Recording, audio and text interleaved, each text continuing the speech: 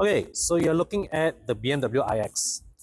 A lot of enthusiasts like to kutuk this car, right? Ugly lah, bulky lah, doesn't drive as BMW, but whatever lah. Because why? BMW is selling a ton of these. Every day I drive out the road, I see an iX. So there is no doubt that whether you like it, whether you hate it, the BMW iX is a hugely successful product. Okay, it is something that the customers want and willing to spend money on. And what you're looking at here today is the facelifted version of the iX. So you can see, despite the same profile, there are subtle changes to the face. The one that grabbed my attention, of course, are these new headlights, right? That is what perhaps one of the most radical departures of the traditional BMW 4i look. See, even the X5 over there, you can sort of like have the, the double C look. This one, is just lines, right? But it's still 4 lah. It still comes in 4 lah. Okay, and also it has also went with the glowing kidney grille, and of course this design cube is what I like to call now the BMW bonnet cleavage. Okay, that we are seeing in all the future generation BMW models, right? So the new facelifted iX here comes with 2 flavors: the eDrive 45 and also the eDrive 60. The 45 has cruising range of 600 kilometers per full charge.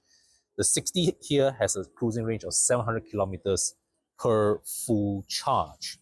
So what this means is that your BMW iX is good enough with one charge of the battery to take you from KL to Penang and back, KL to JB and back, or KL to Kuantan and back. You may have to manage your driving speed a bit, but it can be done, right? So looks-wise, aside from the updates, the front, BMW has not made significant changes to the appearances of the iX, and I don't see why they should. I'm not a fan of the design, but obviously it works, and you don't want to change something that works. So here at the back, wow, the BMW logo is huge, and I like that how they integrated the reverse camera into the black area of the logo itself. So as the tailgate lifts, the whole tail cluster goes up with it. As a result, as due to regulations, they have to put a secondary taillight cluster here to replace the function of the original taillight. You have seen this execution also in models, most notably with the Audi Q5, where the tailgate also lifts with the whole head, or the entire taillight cluster, and then they have a secondary taillight cluster at the bumper. Okay, BMW hides it inside. And you can see once you open this, you can expose the carbon fiber body construction of the iX. So unlike the X5 I showed in another video, this is just a one-piece solid tonneau cover. Okay, under here, a nice, large, spacious hidden section that you can stow away a whole bunch of stuff, including the charging cable.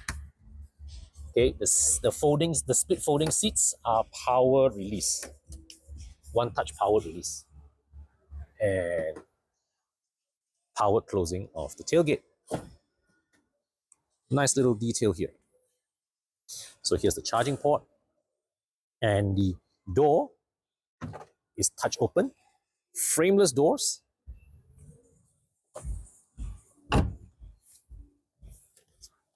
So the rear seats, note that the 2 side headrests are fixed. Center armrest here, cup holders slide out.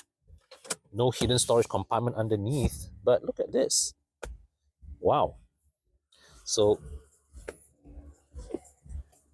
the ISOFIX mounts are hidden under here. What you do is you pull this to reveal them. Interesting touch. And here, of course, the front seat, you have this to release the screen, auxiliary screen dock, and also a USB-C port here. rear climate control, and a lot of space, leg room underneath here. I'm 170 centimeters tall, so I've got about plenty of headroom. The lean angle is good, and also look at this, got good thigh support as well, right? So let me bring. Now, if you've watched my video on the X5, I commented that the X5 belongs to a transitional generation where they were integrating new elements into an old dashboard architecture. The iX here, on the other hand, was built from day one to fit all these elements here. So as a result, you can see that the design is more cohesive. This dashboard is memang meant to have this screen here. Okay, and like this cantilever design of the center console, and this slot here is for you to drop your phone inside, and the iDrive control pad is here. There is no aircon controls, but I think this aircon looks and feels, well, it's simple, but I like this one better than the one I saw earlier in the X5. So a lot of things is operated by touchscreen, even the seats, right? So you have the physical seat controls at the door, which is a very Mercedes touch, but you can even control through the screen. Look at that. See. Wow, this is lumbar support. All right. Wow. So climate control is also all via touchscreen. Okay, and this is the new generation, sort of new generation BMW steering. M Sport steering, quite nice. Okay, this is quite nice. Better looking than the one that I saw earlier in the 3 Series. So the doors open by button press. And in terms of interior build quality, this cabin, design-wise, not 100% to my taste, but the quality itself is better than what I saw in the X3 that I attended the launch a couple of weeks, about a month or so back. Right. So here you have it. This is a quick walk around of the BMW iX. Nothing major has been changed with this car, but the BMW didn't really need to change this formula too significantly because it is already a very successful product. All right, it's proven to work, and all they needed was just some a gentle facelift updates.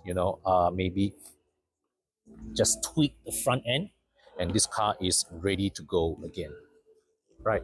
So, what are your thoughts in this new BMW iX? Let me know in the comment section. I'll see you in the next video.